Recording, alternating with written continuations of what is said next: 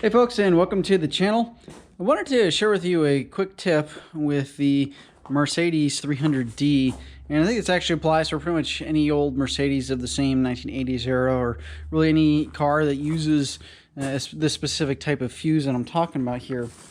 So giving you guys an overview of what's going on here, the car has had some electrical problems for right now. Actually had one of the windows fail to roll up and down. It kind of just stopped working. And so I was investigating the problem and realized that it was having very low voltage getting to the actual connector for the motor. And what I tracked it down to was actually the fuse box. So this is something that, I come to find out is that there's this different kind of odd style fuse inside here. And what it is it's, just basically a piece of metal that goes on a little ceramic or a plastic like insulator. And it gets the job done, but one of the problems is at the very end of this guy tends to actually wear into this little hole. So in this example, the fuse had basically completely worn through. So it actually rides in kind of a circular hoop up top here, kind of like a AA battery or something like that. And I don't know if you can see that or not, but this thing has been completely worn through to the point where you can actually see a little bit of the red plastic underneath.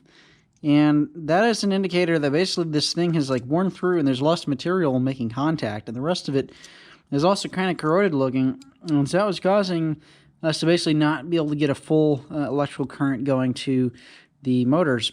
And that was causing us to not work. So this guy has probably been in here. It's probably original to the vehicle. So if I had to guess, it's probably, 40 years old now.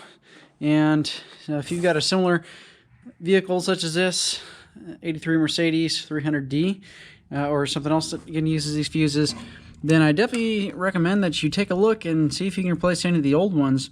And you can see a lot of these are kind of corroded still, and I'm going through and actually replacing all of the old ones. Like this guy I'll definitely replace, and you can see I'm just going through there and replacing them all. They're pretty cheap, so you might as well replace them and see if you can get your electrical system working more reliably.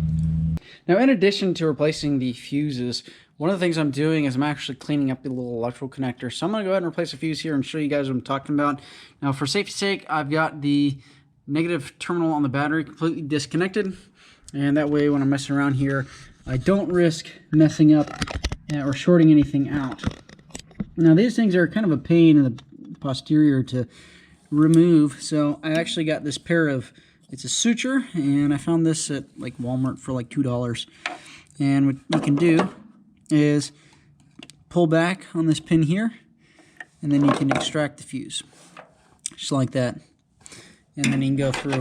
And then the next thing I'm doing is I've got this little stainless steel brush, and you can go through and just clean a little bit of the corrosion off of the ends. And this is where you really want to make sure the battery's disconnected, because you can actually bridge some of the terminals with these metal wires and of course short things out. So I'll just clean that off, and then we go ahead and grab a new fuse, of course of the same current rating. We don't want to change that at all. It's got to be exactly the same going in so we can protect all the wiring in the system. Alright, got the new fuse here going in. And just like that. And we'll keep going down the road till we get them all swapped out. Now you don't necessarily need to swap all of them out. You can actually just inspect them. It's one of the things I've been doing. So for example, this guy actually still looks pretty good, at least from the standpoint that it doesn't have a very large wear ring on it. This thing was probably replaced fairly recently, so I'd probably be comfortable reusing it. But what I am going to do is just get my brush and still clean off the terminals a little bit, and then just make sure we have as good of electrical conduction as we can get. Well folks, that does it for today's video. I hope this helps you out, and let me know if you have any questions or comments. Leave them down in the comment box below.